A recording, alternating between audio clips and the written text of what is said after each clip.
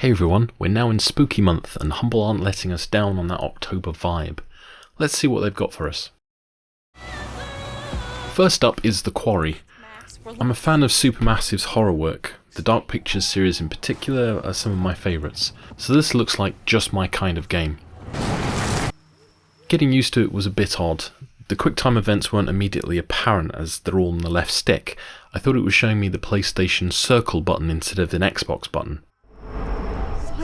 I'm not a big fan of the QuickTime events in general, but they're not terrible.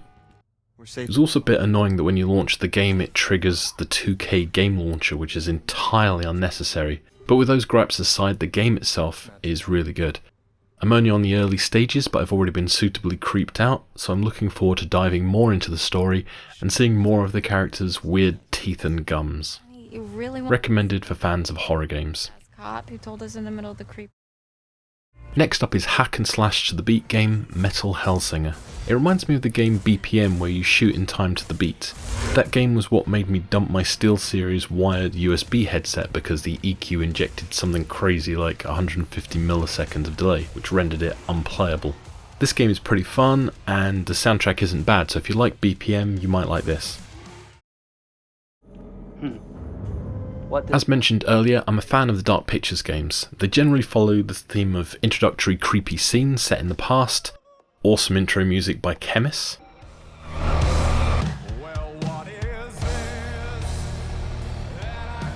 I love that band, and then the actual game where you guide a number of characters through a bunch of creepy events while trying not to let them die.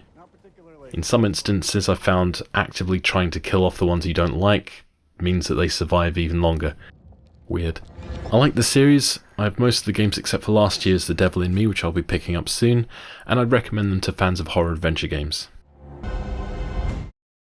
Rebel Inc. Escalation has a bit of a problem. It's set after an apocalypse where you have to stabilise regions in the world by balancing social needs with military stability. The problem I had was actually working out what to do. I even found myself googling it. There was a lot of clicking all things until I eventually worked out where to click so I could invest my money, but it wasn't really clear to me which region I was affecting or if anything was even happening. It's probable I'm just being somewhat obtuse and missed something obvious. Maybe I need to play the first game, but it didn't seem as intuitive as Plague Inc. was, so I was pretty rapidly put off. This is a Kickstarter and early access game. It feels a bit like a slightly looser Palia or My Time in Porsche. It plays well on Steam Deck. My only initial annoyance is that I was automatically picking everything up and I had low bag space very quickly, so found myself dropping stuff all over the island all of the time. That's probably on me, as I started cutting plants and shaking trees for a good 10-15 minutes without even following what I was supposed to be doing.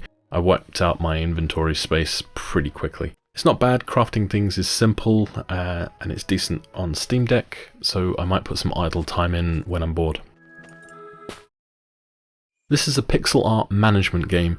You get to assign resources and different families to manage lands. It's nice enough, but I didn't really find myself enjoying playing it. It is at least kind enough to have how-to buttons on the quest log, so I can find which of the many tabs I need to open to find what I'm after. And a great number of complex management games could do well if they adopted this, but ultimately the game wasn't for me. A Juggler's Tale is a bit like Little Nightmares meets Limbo. It's a roughly 2-hour-long adventure over 5 acts where you guide Abby on her escape from the circus. Plays great on Steam Deck, I played it almost entirely on there. The only negative I have for that is that the fans were constantly going and it really hammered the battery life. Even so, I really enjoyed it and it has some interesting puzzle mechanics. If you like Limbo, you'll probably have a good couple of hours playing it. Lastly, we have Mr. Prepper. It's an interesting sim where you play a prepper in a post-apocalyptic dystopian society. You have to build your bunker and eventually escape, all while keeping your contraband hidden from government inspectors. It reminds me a little bit of that Fallout bunker game from a few years ago, but a bit slower. It's not bad. So this month, the best games for me are predictably A Juggler's Tale, House of Ashes and The Quarry. The other games all have their merits, but honestly, I can't see myself playing them. I think there's a good amount of games for everyone in here, depending on what kind of things you like. There's ample stuff. Let me know in the comments what you think, and as ever, stay safe.